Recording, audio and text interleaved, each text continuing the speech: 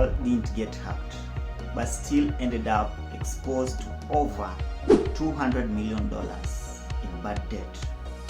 No exploit, no smart contract bug, and yet liquidity started disappearing from Aave. Something feels off, because if Aave wasn't hacked, then what actually broke? If you're using DeFi, lending, staking, anything, you need to understand this, because what happened between Kelp DAO and Aave almost destabilized a system holding billions in liquidity.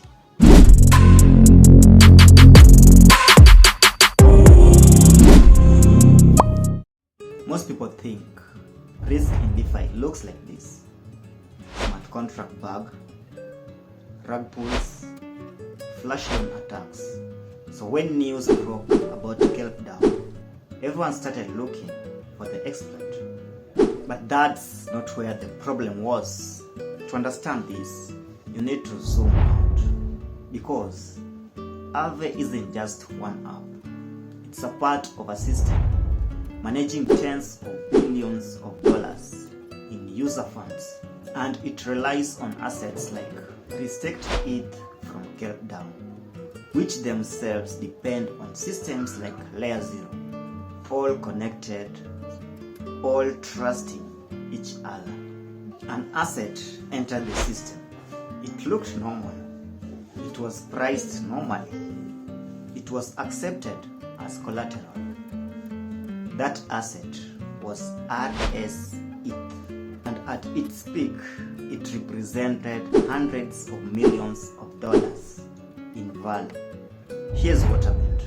A flaw in the verification setup tied to LayerZero allowed attackers to create unbacked rsETH, not steal, create. The problem with crypto is not information, it's noise. Too many ideas, too many signals, and not enough clarity.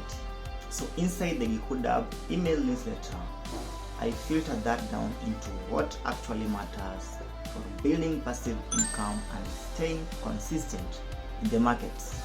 You can join the newsletter using the link down below. Let's keep going.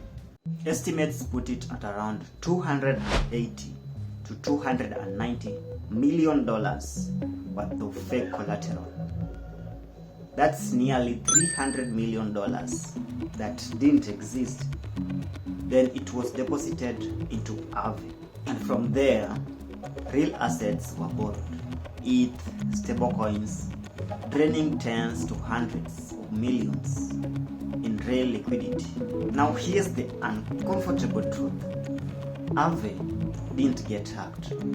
It processed the transactions exactly as designed, but because the collaterals were fake, it ended up with over $200 million in bad debt exposure, meaning loans backed by something that had no real value. And the market reacted instantly.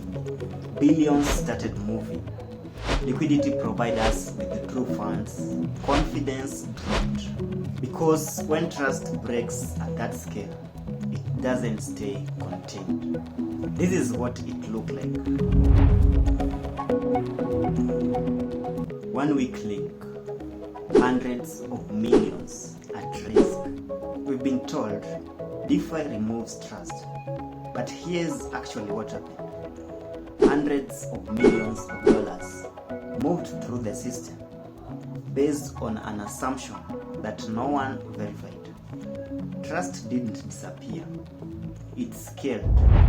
Quick one, before we continue, if you want the exact tools and the platforms I personally use, I've put everything into one place, plus discounts so you don't overpay. You can check them out at the GekoodHub deals page. The link is down below. Now let's keep going. So what actually broke? Not Aave, not just Kelp DAO. It was the assumption that collateral in DeFi is always real, even when it's worth hundreds of millions. Because the next collapse in DeFi won't start with a hack. It will start with something that looks completely normal. A deposit, a position, a number on a screen showing millions of dollars in value, until one day it isn't. Most people in crypto are just watching, reacting, and chasing moves after they happen. But a small group, they understand how this space actually works. If you want to be on that side, where you see opportunities early and actually know what to do, then join the GekoodHub email newsletter using the link down below. Don't just watch the market, learn how to move in it. I'll see you on the inside.